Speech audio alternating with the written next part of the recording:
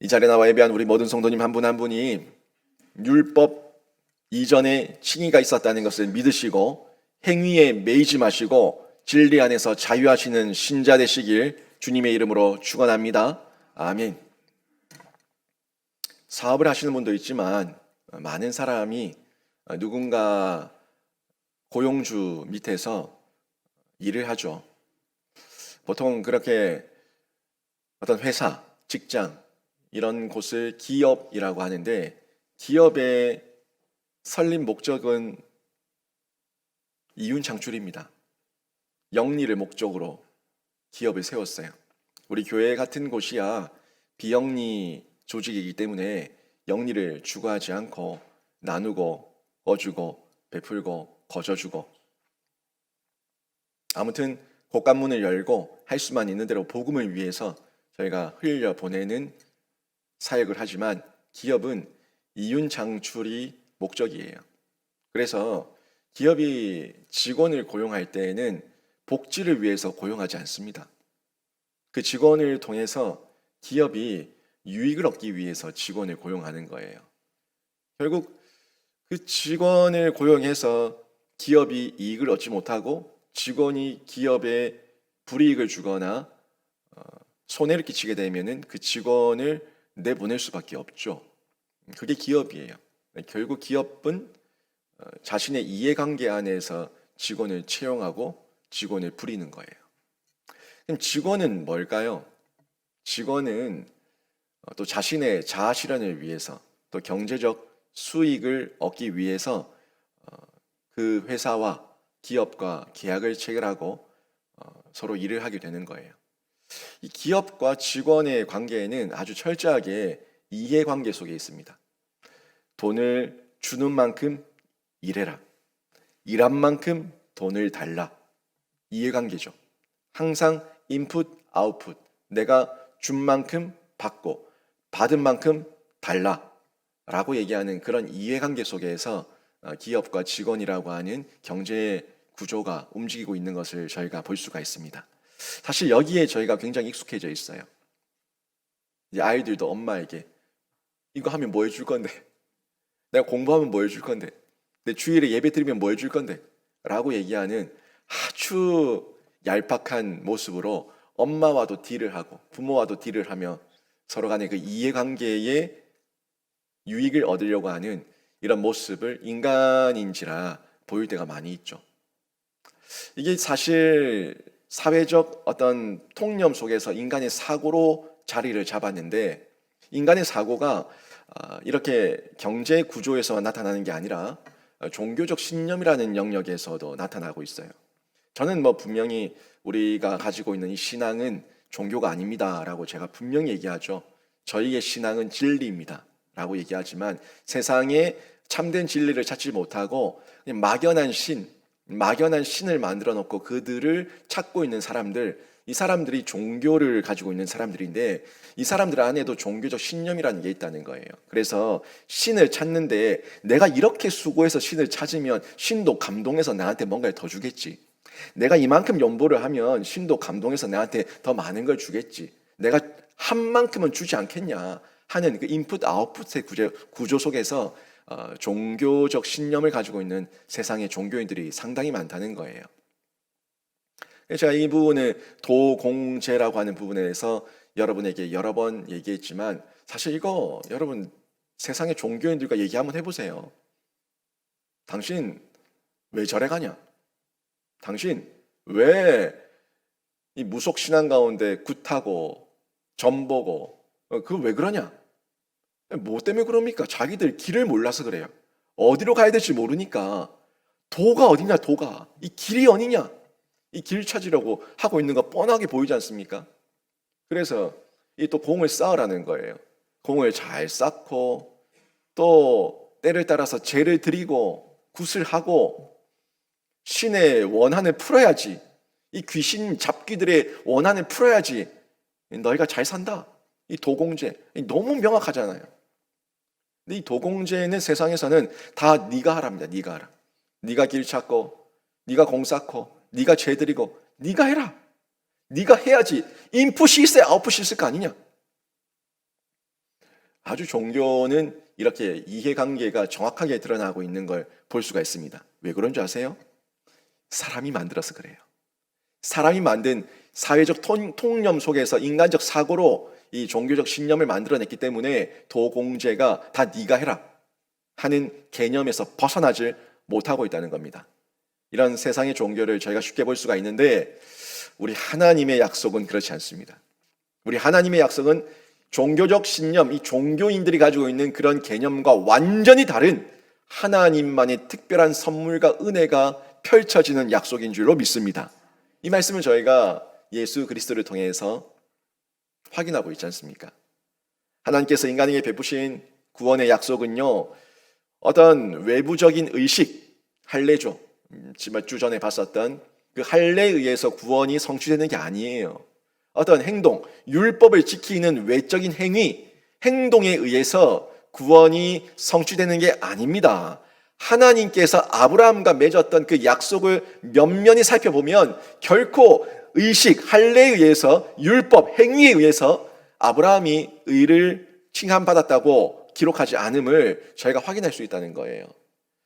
하나님께서 아브라함과 특별하게 의롭게 여기신 그 의의 증표로 여러 가지 약속을 많이 하시는데 그 내용들이 창세기 12장, 15장, 18장 곳곳에 나와요. 또 22장 보면은 그 곳곳에 이 내용들이 나오는 걸 볼 수가 있는데 그 내용들을 쭉 보게 되면 잘 분석해 보면 하나님께서 아브라함에게 약속하셨던 내용들의 특징이 있는 걸 발견할 수가 있습니다. 하나님께서 아브라함과 약속을 통해서 하나님께서 주고자 하시고 하나님께서 이루고자 하시고 하나님께서 원하셨던 것이 뭐냐 하는 부분을 이 약속들을 잘 보면 확인할 수가 있다는 거예요. 제가 그 세 가지를 좀 정리해서 전달해 드리려고 하는데 12장, 15장, 18장, 22장 이 내용들을 보면 동일한 약속이 반복되는 것도 있고 좀 더 구체화되는 것도 있고 다른 내용의 약속이 나오는 것도 있는데 정리하면 세 가지예요. 그 세 가지를 제가 좀 말씀드릴 건데 먼저는 하나님께서 아브라함에게 후손, 이 백성을 약속하셨어요. 씨죠, 씨. 내가 내 후손을 통해서 하늘의 별과 같이 바닷가의 모래알 같이 창대하게 하겠다. 그리고 너희 후손을 통해서 모든 열방과 족속이 복을 받게 하겠다 하는 약속을 해 주셨어요. 이 내용들을 보면은 씨, 족속, 백성에 대한 약속인 것을 볼 수가 있습니다.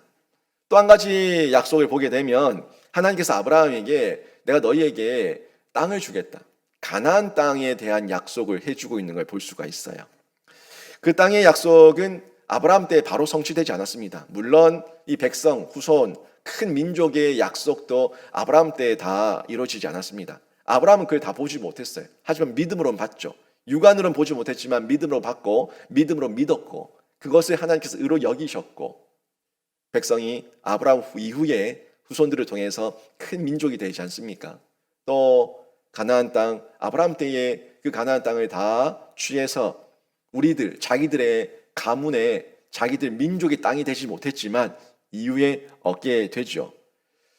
그 내용이 1차적으로 하나님께서 애굽 땅을 이스라엘 민족의 요람으로 만드셔가지고 거기서 200만이 넘는 큰 대민족을 이루게 하셔서 출애굽하게 하시고 그리고 그들에게 1차적으로 가나안 땅이라는 것을 주셨죠.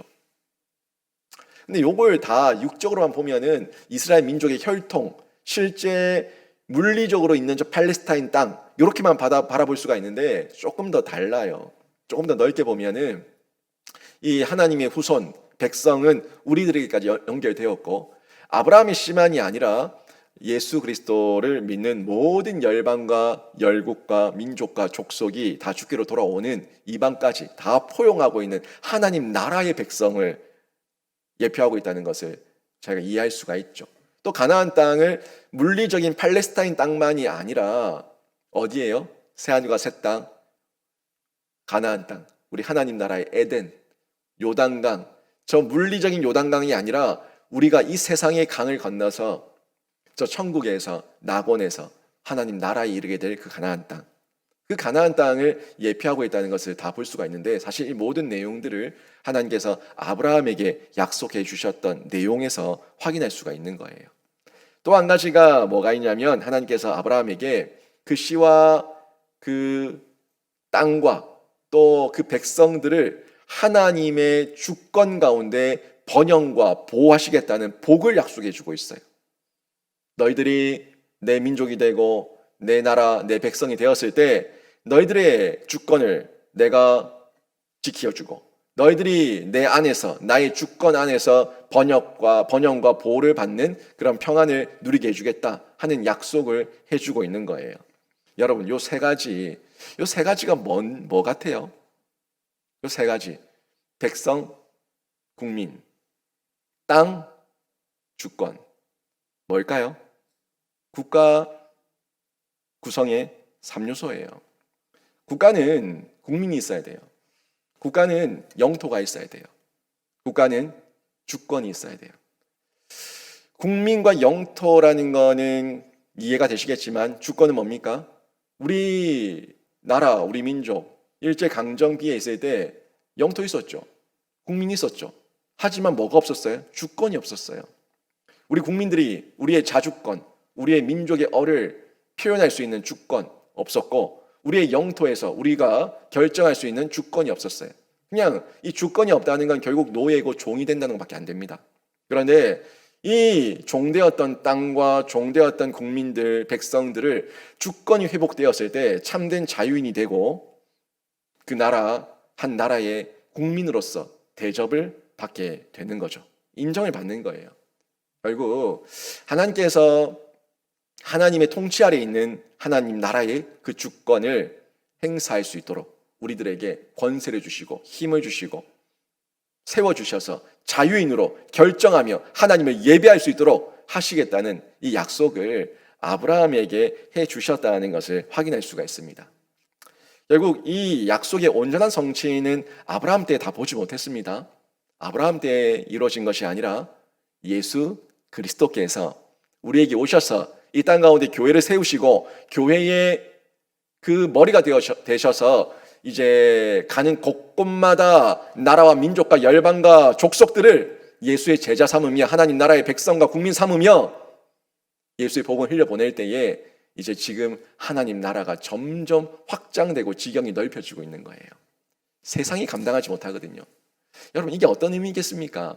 우리가 이 땅 가운데 살고 있지만 대한민국 국민이에요. 대한민국 국민이지만 우리의 심령 안에 나는 이 땅에서는 대한민국 국민이지만 영원한 나라에서는 하나님 나라의 국민이다 하는 정체성을 가지고 있는 거죠. 내가 지금 이 땅에서는 이 땅을 밟고 있지만 이 물리적인 땅은 나에게 영원한 땅이 아니라 장막일 뿐이고 나는 나그네일 뿐이고 내가 가서 영원히 살아야 돼 새하늘과 새 땅이 있다 하는 걸 믿고 그 영원한 부활 소망 가지고 살아가는 거죠. 내가 지금 이 땅에서 이 땅의 법치와 이 땅의 법에 의해서 제한을 받고 있지만 이 법은 사람마다 시대마다 세대마다 바뀌는 법이고 영원한 법은 하나님의 법, 성경의 법과 진리의 법 아래서 나는 살아가고 결국 하나님의 주권, 하나님의 통치 가운데 보존되고 하나님 섭리 가운데 살아가고 있다 하는 고백을 하게 되는 거죠. 이게 예수 그리스도를 믿는 신자들의 모습입니다. 세상이 감당하지 못합니다. 그러니까 불의와 불법과 악이 난무할 때에 그들에게 굴복하지 않고 순교를 당할지언정 내 목숨을 잃을지언정 내가 신앙을 거부하지 않는 거예요. 왜? 잠깐의 고난이고 잠깐의 고통인데 왜 영혼을 잠깐 때문에 포기합니까? 그리고 잠깐 내가 부인하고 나서 이 땅을 또 잠깐 살 건데 그 잠깐 사는 시간이 또 너무 괴로워요. 왜? 진리를 거부했기 때문에, 진리를 부인했기 때문에 나는 너무 괴로워요. 사는 게 아니에요. 지옥을 살아갈 거예요. 하나님을 버리고 배교했다는 그 마음의 고통 때문에. 우리는 그런 세상의 메인자들이 아니라 하나님 나라를 바라보며 살아가고 있는 거예요. 이 예수 그리스도를 통해서 성취되었다는 것, 이것을 증언해주고 또 아브라함이 이 믿음을 가지고 있었음을 증언해주고 있는 성경의 구절들이 여러 군데가 있는데 몇 군데만 제가 좀 볼게요. 요한복음 8장 5절에서 6절에 보면 56절에 보면 이런 말씀이 나와요. 요한복음 8장 56절에 너희 조상 아브라함은, 이거 예수님이 하시는 말씀이에요.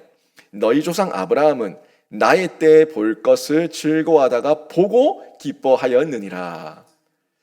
너희 조상 아브라함은 나의 때 누구 때예요? 예수님의 때. 내가 이 땅에 와서 하나님 나라의 성취를 이루고 완성하고 또 교회를 세울 것을 아브라함은 봤다고. 나의 때 볼 것을 즐거워하다가 보고. 어떻게 봤어요? 실제 물리적인 눈으로 봤습니까? 아니면 믿음의 눈으로 봤습니까? 믿음의 눈으로 보고 기뻐하였느니라 라고 예수님께서 친히 아브라함의 신앙과 믿음을 언급하시며 말씀해 주셨습니다. 또 볼까요? 갈라디아서 3장 16절입니다. 이 약속들은 아브라함과 그 자손에게 말씀하신 것인데 여럿을 가리켜 그 자손들이라 하지 아니하시고 오직 한 사람을 가리켜 내 자손이라 하셨으니 곧 그리스도라. 아멘. 여기 보니까 아브라함과 그 자손에게 하신 말씀인데 여럿을 가리켜 한 것이 아니고 오직 한 사람을 가리켜 내 자손이라 했는데 그가 예수 그리스도라 얘기하고 있어요. 굉장히 이거 여러분 이거 논리적으로 풀면은 상당히 어려워지는 내용입니다. 근데 우리는 간단해요. 예수 그리스도의 연합, 예수 그리스도의 접속, 예수 그리스도의 하나됨. 요한복음 15장에서 말씀하신 것 같이 내가 네 안에, 네가 내 안에 하나됨, 연합, 접속 되어 있으면 하나거든요. 예수 그리스도를 내 자손이라 하셨다는 것은 결국 아브라함도 그 후손들도 저와 여러분도 모두도 예수 그리스도 안에서 연합되어서 하나가 되어 있을 때 하나님께서 말씀하시는 예수 그리스도 그분의 자손, 하나님의 자손이 되는 줄로 믿습니다. 그 내용 얘기하고 있는 거예요. 예수 그리스도 안에 있을 때 한 사람을 가리켜 내 자손이라 하셨다는 그 말씀이 성취가 되는 거죠. 로마서 8장 16절 17절 보면 이런 말씀이 나와요. 성령이 친히 우리의 영과 더불어 우리가 하나님의 자녀인 것을 증언하시나니, 이 증언을 성령께서 하고 있다는 겁니다. 우리 속에서. 자녀이면 또한 상속자, 곧 하나님의 상속자요 그리스도와 함께한 상속자니 우리가 그와 함께 영광을 받기 위하여 고난도 함께 받아야 할 것이니라. 아멘. 고난은 예수님 받으시고 저는 영광만 받으랍니다. 그거 하나 된 거 아니에요. 함께 고난을 받았으면 함께 영광 받는 거예요. 함께 죽었으면 함께 부활에 이르는 거예요. 그리스도와 함께예요. 그러니까 그리스도께서 그 영광 가운데 상속자로 등극하실 때 우리는 구경만 하는 것이 아니라 그분과 함께 죽었고 고난을 받았고 그분과 함께 살았기 때문에 그분의 영광 가운데 임하는 중에 함께 상속을 얻게 된다는 것을 성경이 분명히 말씀하고 있고, 그 상속받음의 확신과 이 마음의 믿음이 성령을 통해서 증언되고 증명되고 있다는 것을 성경이 말씀해 주고 있는 겁니다. 여러분, 이 말씀 외에도요 너무 많아요. 결국 아브라함이 보이신 국민 영토 주권의 복은 예수 그리스도를 통한 하나님의 백성됨을 얘기하고 있고요. 또 예수 그리스도를 통해 주어질 기업, 나라를 말씀해 주고 있고, 예수 그리스도와 함께 하나님의 완벽한 통치와 연합 아래에 있는 주권을 전해주고 있는 거예요. 다 그 국민됨, 영토에 들어감, 주권 아래서 복을 누림, 다 뭐예요? 예수 그리스도 안에 있습니다. 예수 그리스도 안에 있을 때 그 나라의 백성이 되고, 예수 그리스도 안에 있을 때 그 나라에 이르게 되고, 예수 그리스도 안에 있을 때 하나님의 통치와 주권 가운데 다스림을 받는 참된 진리와 자유를 얻을 수가 있는 거예요. 핵심은 뭐예요? 예수 그리스도 안에 있을 때 이 국민, 국가 구성의 3요소가 내 안에서 다 이루어지게 됨을 체험하며 경험할 수가 있는 겁니다. 그러면 내가 예수 그리스도와 연합한 증거가 뭐냐? 보증이 뭐냐? 아까 봤던 로마서 8장 16절에서도 뭐라고 얘기했었어요? 성령이 친히 우리의 영과 더불어 하나님의 자녀인 것을 증언하시나니, 바로 요거. 성령께서 우리의 보증이 되어 주신다는 거예요. 성령께서 우리 신자들의 보증이 되어 주신다는 얘기가 성경 곳곳에 몇 군데 나와요. 근데 제가 한 대표적인 성경 구절 하나만 가지고 왔는데 고린도후서입니다. 고린도후서 1장 21절 22절 말씀인데요. 이 말씀은 같이 한번 읽어볼까요? 같이 읽습니다. 시작. 우리를 너희와 함께 그리스도 안에서 굳건하게 하시고 우리에게 기름을 부으신 이는 하나님이시니 그가 또한 우리에게 인치시고 보증으로 우리 마음에 성령을 주셨느니라. 아멘. 바울도 그렇고 예수께서도 그러셨고 성경의 모든 핵심 진리의 내용들을 공통점을 뽑으니까 항상 얘기하는 것은 예수 그리스도 아니에요. 예수 그리스도 밖은 없습니다. 예수 그리스도 안에서, 예수 그리스도 안에서. 여기도 봐요. 고린도서 1장 21절도 우리를 너희와 함께 그리스도 안에서 굳건하게 하시고 우리에게 기름도 부으시고 또 우리에게 인치시고 보증하시는데, 우리 안에 또 뭘 주시냐면 그 보증, 성령을 주셨다는 겁니다. 여러분, 보증서, 뭐 요즘 공증 뭐 이런 거 다 뭔가를 보증하기 위해서 증권을 발행하고 공증을 하고 하지 않습니까?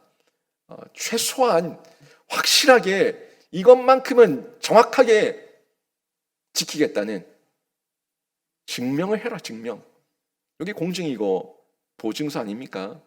그런데 그 보증이 인간의 변개 가능한, 입 바꾸면, 손 뒤집으면 바뀌는 그런 보증이 아니라 확실한 보증, 영원한 보증, 절대 변개함이 없는 보증, 믿을 수밖에 없는 보증, 성령 하나님이신 줄로 믿습니다. 성령께서 우리 안에 보증이 되시는데, 이 보증이 어떤 거냐면 내면에 체험이 있어요. 내면에 작용이 있고 내면에 효과가 있어요.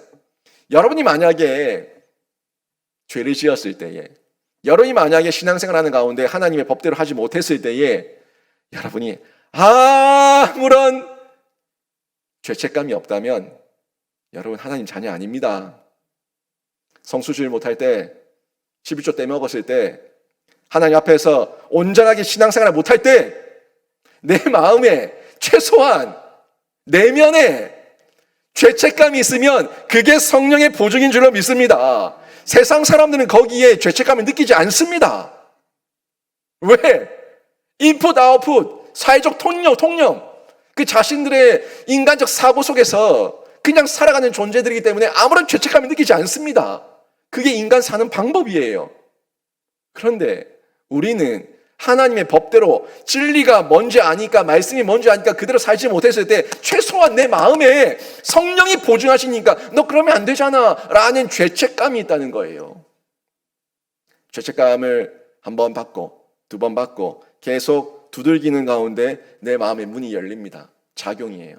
두들기시는 작용, 불같이 방망이같이 바위를 쳐서 부스러뜨리듯이 내 마음을 두들길 때에 마음이 열리는 작용이 일어나고, 그 효과가 이제는 삶의 열매로 바뀌는 거죠. 인생이 바뀌는 거죠. 바뀌는 열매로 나타나는 거예요. 제가 과거에 아이들, 청소년들, 어린이들 데리고 캠프 사역을 할 때 그 수백 명, 수천 명 앉아있는 아이들한테 제가 항상 말씀 시작 전에 했던 얘기가 있어요. 여기 많은 아이들이 앉아있지만 다 신나게 찬양하고 율동하고 노래를 불렀지만 여기에 천국 갈 아이들이 있고 천국 안 갈 애들이 있다고. 여기 앉아있는다고 다 천국 가는 거 아니라고 제가 그랬어요. 너희들 엄마 아빠가 떠밀어서 수련회 오고 성경학교 왔다고 다 천국 갈 거 같냐고. 아니라고. 너희가 오늘 천국 갈 아이들인지 아닌지 확인해 보라고. 너희가 하나님 말씀 듣고 성령의 음성 들으며 확인하라고 제가 얘기해요. 가라지와 알곡이 섞여 있거든요. 양과 염소가 섞여 있거든요. 저는 바라기를 영신교회 성도들 모두가 천국 가기를 바라고 여러분 자녀들 모두가 천국 가기를 바라지만 여러분 그 중에 가라지가 있어요. 그 중에 염소가 있어요. 빨리 그 가라지가 알곡이 되게, 염소가 양이 되게 하나님 앞에 간구하고 그들이 뉘우치고 실제적인 삶의 변화가 일어날 수 있도록 도와줘야 되는 게 우리 교회의 역할이고 또 저의 역할이고 부모의 역할인 거예요. 성령 하나님께서 그들에게 보증이 되시거든요. 늘 확인하세요. 죄책감이 있냐? 구원의 확신이 있냐? 정말 예수 믿냐? 하나님 사랑하냐? 늘 확인하세요. 성령의 보증을 확인하고 점검하며 혹시라도 위험 요소가 있고 방해 요소가 있고 장애물이 있다면 걷어주고 치워주고 제거해주고 도와주고 끌어주고 안아주고 밀어주고, 이게 우리 부모가 해야 될 일이고 교사가 해야 될 일이고 목사가 해야 될 일이에요. 왜냐하면 우리 아이들은 유물론의 함정에 빠져 있거든요. 유물론의 함정에 너무 깊이 빠져 있습니다. 여러분, 유물론이 뭔지 아시죠? 만져지는 것만 있다는 거예요. 내 눈에 보이는 것만 있다는 거예요. 참 얼마나 어리석습니까? 이 눈이 다 보입니까? 여기 먼지가 보여요? 여기 전파가 보여요? 안 보여요. 안 보이는 전파가 왔다 갔다 하고 있습니다. 먼지들이 떠다니고 있습니다. 제 마음에, 제 몸뚱아리 안에 제 마음이 있습니다. 보입니까? 왜 보이는 것만 있다고 존재한다고 얘기합니까? 이 유물론의 함정에 다 빠져 있어요. 영적 체험을 유물론적으로 이해하는 사람들이 있습니다. 분명히 영적 체험이 있는데 그 영적 체험도 눈으로 보여봐라. 예수님 시대에 있었죠. 예수님께 와서 표적과 이적과 기적과 능력을 보여봐라. 그러면 믿겠다. 아니, 하나님이 영이식을 아는 자들이 예수에게 와서 하나님 살아계심을 보여봐라 라고 얘기하는 이 유물론에 빠져있는 시대에 세상 사람들이라고요. 그래서 모든 영적 체험도 유물론적으로 이해를 하면서 이적, 기적, 표적으로 단정 지으려고 하는 이런 극단의 모습을 보일 때가 있습니다. 또 영적 환상, 또 예언과 같은 영적 황홀경에 빠져가지고 그렇게 영적인 어떤 극단으로 몰아서 이런 것만 영적인 거고 저런 건 영적인 것이 아니다라고 얘기하는 그 두 극단 다 눈에 보여야지 영적인 것이고 눈에 보이지 않는 어떤 황홀경만이 영적인 것이다. 이 다 극단이에요. 양쪽의 극단으로 치우쳐지는데 주의하며 경계해야 되는 문제들입니다. 절대 여기 속으면 안 됩니다. 다 유물론의 극단이에요. 이 극단에 머물게 되면은 성령께서 주시는 복을 받아 누리지 못합니다. 예수께서 이 땅에 오셨지만 그 유대인들이 이 극단에 빠져 있다 보니까 예수를 받아들이지 않았어요. 또 초대교회 이후에 예수님 승천하신 이후에 초대교회, 사도시대, 속사도시대, 그때 얼마나 이단들이 많이 발흥했습니까? 다 극단이었어요.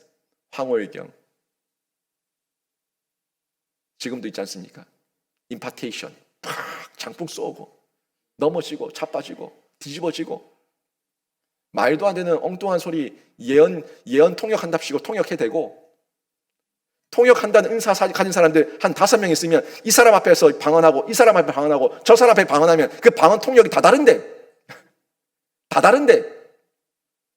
저 사람 통역 용하다. 그럼 뭐예요? 무당 앞에 가가지고 점쟁이 앞에 가가지고 상담받는 것과 뭐가 다릅니까? 그런 황홀경에 빠져서 극단에 빠져서 신앙을 더럽히는 사람들이 너무 많이 있다는 거예요. 이런 사람들은 진짜 성령의 복을 누리지 못합니다. 우리 성령 하나님은 이미 우리에게 주어진 특별 계시, 완성된 하나님의 성경 말씀을 여러분 각 사람에게 깨닫게 하시는 영인 줄로 믿습니다. 이 성령 하나님이에요. 이 성령 하나님을 귀신으로 만들지 마세요. 그러면 아브라함은 이런 극단에 빠지지 않고 유물론의 함정에 빠지지 않고 구약시대 때 어떻게 이 하나님께서 미리 예언하시고 말씀하시는 이 놀라운 복을 믿음으로 받아들이고 누릴 수 있었는가 하는 내용을 생각해 봐야 되는데 자신의 신분이라는 정체성의 변화를 내면에 받아들이고 내면을 통해서 실제로 누렸기 때문이에요. 자신의 신분, 내 신분이 뭔가 하는 분에 대해서 내면에서부터 누리니까 이것을 믿음으로 받아들여서 실제적으로 기뻐하며 즐거워하며 감사하며 믿음의 조상으로까지 하나님의 칭찬을 받을 수가 있었던 겁니다. 하나님께서 의롭게 여겨주신 칭의, 이 칭의가 바로 그 시작이었죠. 칭의는 분명하죠. 아브라함의 칭의는 율법 때문도 아니고 할례 때문도 아니에요. 내면이었어요. 내면의 믿음이었어요. 그 내면에 실제로 누리는 자신의 정체성, 신분, 내가 누군가, 나는 지금 누구와 만나고 누구와 대화하고 있는가 하는 것을 온전하게 알았을 때 그때 칭의가 시작된 겁니다. 구원받은 자답게 산 거고요. 또 자녀답게, 하나님의 자녀답게 그렇게 준비가 된 거예요, 아브라함은. 그리고 이 칭의의 약속은 율법이 주어지기 전에 이미 이루어졌다는 것, 여기에 저희가 좀 더 집중해서 봐야겠죠. 그렇다고 율법을 나쁜 것으로 보는 것도 옳지 않습니다. 율법을 필요 없는 것으로 여기는 것도 옳지 않습니다. 이것도 극단이에요. 아니, 목사님 그러면 할례도 필요 없고 율법도 필요 없고 다 필요 없는데 그 굳이 왜 줬습니까? 이게 극단이라고요. 편협한 거예요. 제가 얘기했잖아요. 저번에도 할례를 요즘 시대로 얘기하면 성찬과 세례에 대한 내용으로 기억할 수가 있고 적용해 볼 수가 있는데 그걸 어떻게 받아들이라 했습니까? 제가 예표, 어떤 하나님께서 예표로 주시고 인으로 주시고 우리에게 그것을 기념하며 확인하며 점검하기 위해서 주신 하나님의 한 선물이고 은혜로 받으라고 제가 말씀드리지 않았습니까? 그 성찬을 받고 세례를 받는 게 목적이 아니라 그 받을 때에 내 마음가짐이 어떤 마음가짐이냐 하는 부분이 너무너무 중요하다는 걸 제가 언급해 드렸는데 율법도 마찬가지예요. 율법은 맞아요. 구원의 수단이 될 수 없고 칭의의 수단이 될 수 없습니다. 그렇지만 율법은요, 의로운 것이고 선한 거예요. 율법 자체가 나쁜 게 아니에요. 율법의 목적과 의도를 알지 못하고 율법의 매인자들이 잘못된 것이지 율법 자체는 나쁜 게 아니에요. 성경 말씀 한번 볼까요? 로마서 7장 12절입니다. 로마서 7장 12절 보시면 이렇게 나옵니다. 이로 보건대 율법은 거룩하고 계명도 거룩하고 의로우며 선하도다. 성경은 명확하게 얘기하고 있어요. 율법 자체가 문제가 아니라고. 율법을 준 목적과 의도가 있는데 그것은 싹 빼버리고 알맹이 빼버리고 본질 빼버리고 정신 잃어버리고 형식만 남아서 그것만 지키기 위해서 전전긍긍하고 있으니까 그게 악하다, 나쁘다, 못됐다 라고 얘기하고 있는 거예요. 또 볼까요? 여기와 또 반대되는 어떤 모양으로 보여지는 성경 구절이 있는데 이게 배치되는 내용이 아닌데 한번 볼게요. 갈라디아서 3장 10절입니다. 갈라디아 3장 10절 한번 보십시오. 무릇 율법 행위에 속한 자들은 저주 아래에 있나니. 율법 행위에 있는 자들은 또 저주 아래에 있다고 얘기해요. 또 오늘 본문 15절 보세요. 오늘 본문 15절 보면 율법은 진노를 이루게 하나니 율법이 없는 곳에는 범법도 없느니라. 마치 율법이 모든 죄의 원흉인 것처럼 얘기하고 있어요. 율법은 진노를 이루게 하고 율법이 없었다면 범법도 없는데 율법이 있으니까 범법이 있다라고 얘기하는 것처럼 보인다는 거예요. 그러면 로마서 7장 12절에 율법은 선하다, 율법은 의롭다, 율법은 거룩하다라고 얘기한 그 말씀과 갈라디아서 3장 말씀과 오늘 로마서 4장 15절 말씀이 배치되는 것 같아요. 이건 배치가 아닙니다. 갈라디아서 3장 10절 다시 한번 보세요. 여기 보시면 뭐라고 얘기하고 있습니까? 율법에 속한 자들을 얘기합니까? 율법의 행위라고 얘기합니까? 율법의 행위에 속한 자들이에요.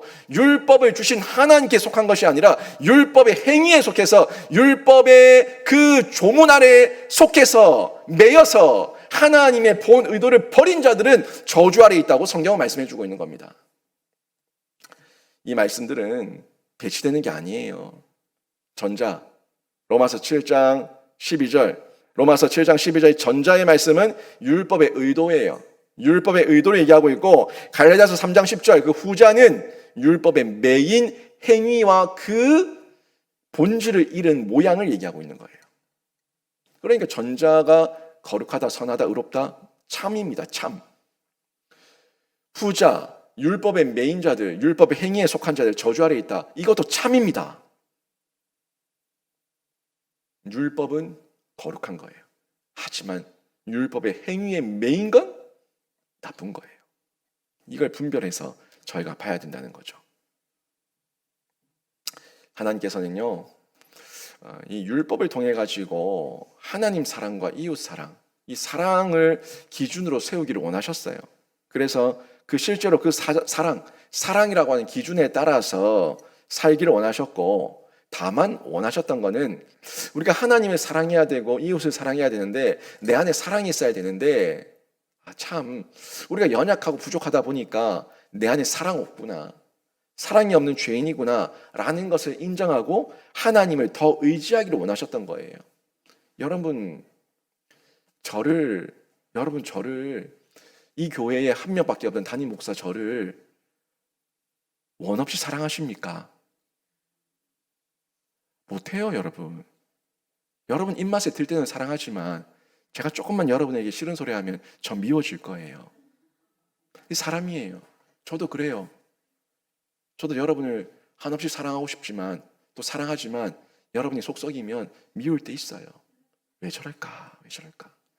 속상할 때 있어요. 이 사람이에요.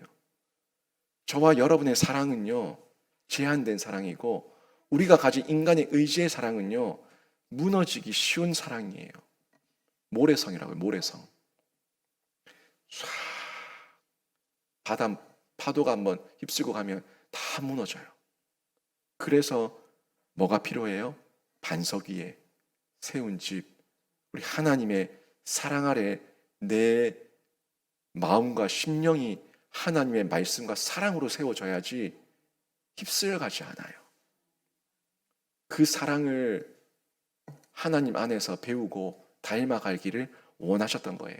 네가 도공제 찾는다고? 네가 도공제를 통해서 나에게 이른다고? 네가 도공제를 통해서 나를 사랑한다고? 까불지 마.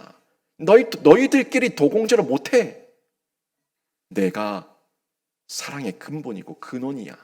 내가 사랑을 먼저 해줬어. 내 사랑을 받고 내 사랑에 반응하는 참된 사랑을 너희가 보일 때 그때 너희들이 세워지고 닮아가고 점점 성숙하는 거야. 이거를 우리에게 끊임없이 알려주기를 원하셨던 게 하나님 아버지의 율법의 의도였습니다. 그런데 인간은요, 이 율법을 어떻게 했어요? 구원에 이르기 위한 수단으로 율법을 이해했다는 겁니다. 구원을 이루기 위한 율법으로. 여러분, 그러니까 결국 그들은 자신이 수단으로 아무리 율법을 사용해 본들 본심이 없고 본 의도가 없으면은 왜곡되는 거죠. 왜곡되니까 율법을 잘못 이해했고 잘못 활용했어요. 그래서 그들에게 뭐가 임합니까? 분명히 율법을 주신 분은 하나님은 맞는데 율법을 잘못 사용한 그들에게 하나님께서는 진노가 임하게 하신 거예요. 그들에게 진노가 임했습니다. 근데 그들은 또 깨닫지 못해. 아니, 하나님이 율법을 주셨고 하나님께서 할례를 명하셨고 그래서 할례를 목숨 걸고 지켰고 율법을 목숨 걸고 지켰는데 왜 우리가 진노를 당해야 됩니까? 너무 어리석어요. 뭐가 없어요? 진심이 없어요. 사랑이 없어요. 본심이 없어요.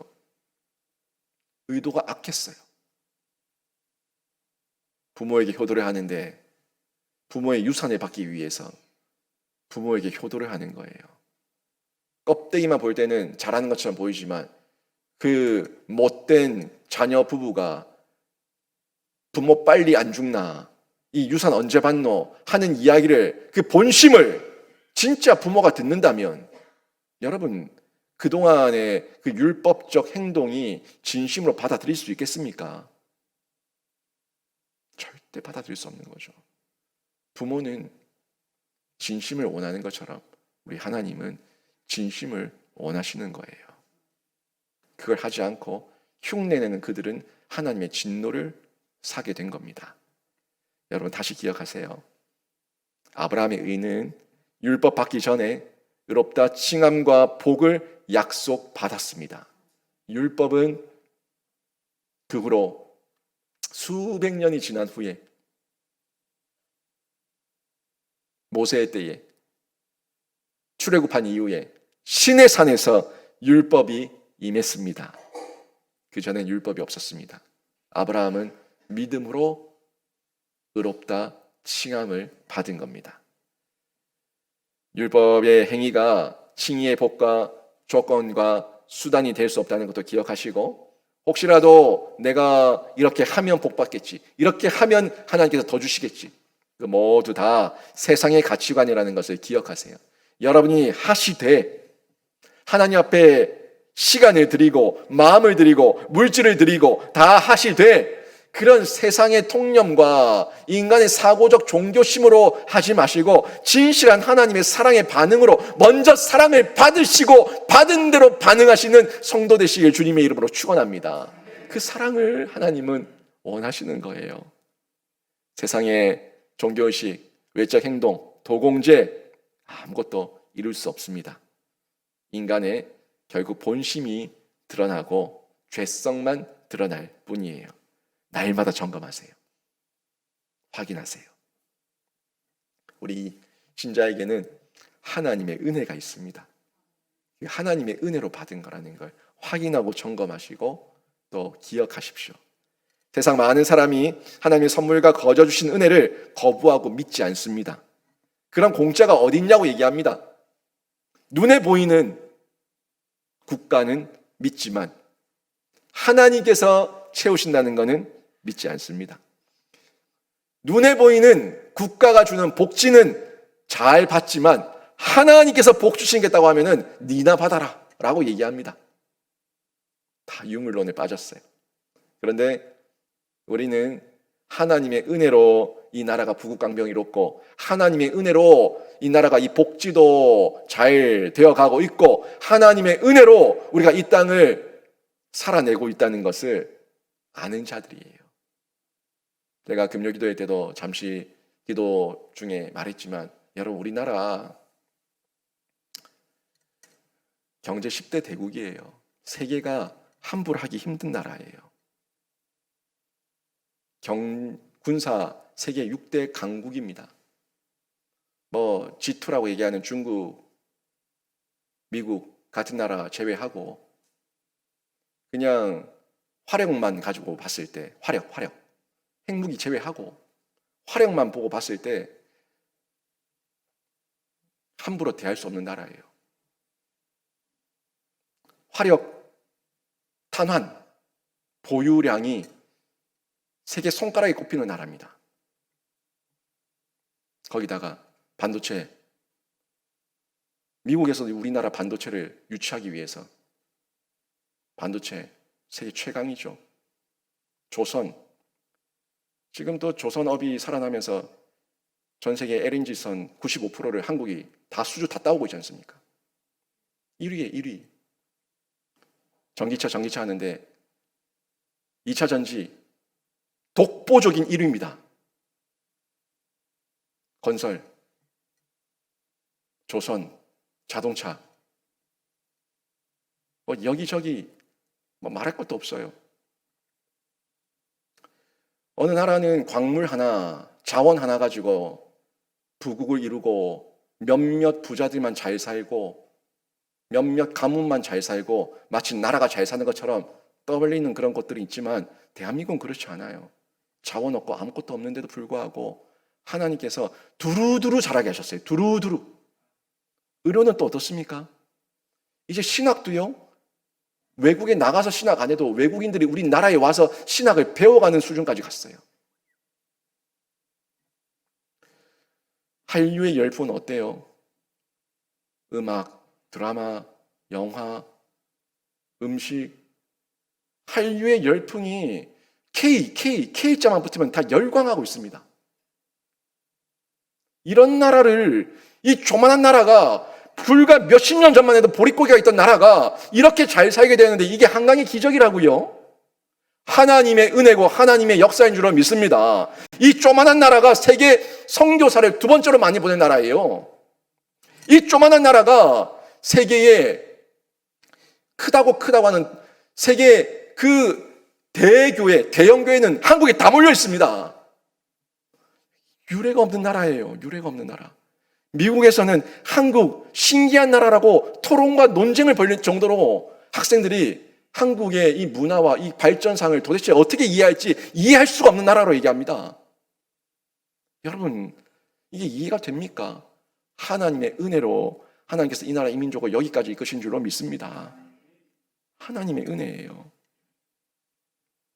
사람은 결코 자기의 의와 도덕적 행위로 구원에 이를 수도 없고 값을 지불할 수도 없습니다. 구원의 값은요, 하나님의 아들이 예수께서 다 지불해 주셨습니다. 우리는 그저 믿기만 하면 하나님께서 의롭다 칭하시는 그 칭의를 아브라함과 함께 아브라함의 후손으로 받게 되는 줄로 믿습니다. 믿음 가지시고 오늘 본문 다시 한번 천천히 보세요. 제가 한 30여 분 설교를 쭉 했으니까 이 설교의 내용을 토대로 오늘 본문을 다시 한번 믿음의 눈으로 보세요. 천천히 보십시오. 아브라함이나 그 후손에게 세상의 상속자가 되리라고 하신 언약은 율법으로 말미암은 것이 아니요 오직 믿음의 의로 말미암은 것이니라. 만일 율법에 속한 자들이 상속자이면 믿음은 헛것이 되고 약속은 파기되었느니라. 율법은 진노를 이루게 하나니 율법이 없는 곳에는 범법도 없느니라. 아멘. 이 말씀 지난번 4월 2일에 제가 말씀드렸던 내용, 할례 이전의 칭의, 그 내용과 연결해서 한번 보세요. 결국 하나님의 자녀가 되는 신분, 상속의 언약을 가능케 하는 칭의, 이 칭의는 종교의식에서 시작된 게 아닙니다. 도덕 행위에서 시작된 게 아닙니다. 그보다 선행되었던 믿음에서 시작되었음을 여러분 확인하시고, 여러분도 믿음으로 아브라함의 후손이 되시고 상속자가 되셔서 여러분 이 칭의 가운데 자유하시고 기뻐하시고 즐거워하시는 귀한 신자 되시길 주님의 이름으로 축원합니다. 여러분, 우리 신자는 믿음으로 구원받고 의롭게 되었기 때문에 더욱 감사의 반응이 풍성해야 됩니다. 억지로 하지 마세요. 억지로 하지 말고 이 마음의 풍성함으로 드러내는 거예요. 풍성함. 자원함으로 드러내는 거예요. 그게 은혜 의식이에요. 따라해 보세요. 은혜 의식. 은혜 의식을 가지시기를 바랍니다. 죄 의식도 가지셔야 되고요. 그게 죄책감이에요. 죄 의식을 가져야지 죄를 멀리 하겠다는 결단이 일어나고, 은혜 의식을 가져야지 이 은혜 앞에 내가 어떻게 보답할까라는 그 반응이 나오는 거예요. 죄 의식을 가지셔서 죄를 멀리 하시고 은혜 의식을 가지셔서 더욱더 여호와께 뛰어드는 신자가 되셔야 되는 거예요. 이 은혜 의식을 다윗이 아주 잘 가지고 있었어요. 다윗이 하나님 앞에 헐떡거리며 뛰어들었죠. 또 한 가지 더 말씀을 보면 시편 116편 12절인데 이 말씀 같이 한번 읽어볼까요? 같이 읽습니다. 시작. 내게 주신 모든 은혜를 내가 여호와께 무엇으로 보답할까? 아멘. 내게 주신 모든 은혜를 내가 여호와께 무엇으로 보답할까? 이 보답, 은혜를 받아서 체험하니까 내가 이 은혜를 받았는데 무엇으로 보답할까? 무엇으로 보답할까? 이 은혜 의식이에요. 그러기 위해서는요, 여러분이 하나님의 복과 언약을 먼저 받으시고 믿으시고 사모하시고 체험하셔야 됩니다. 그래야지 보답할 게 있죠. 체험하십시오.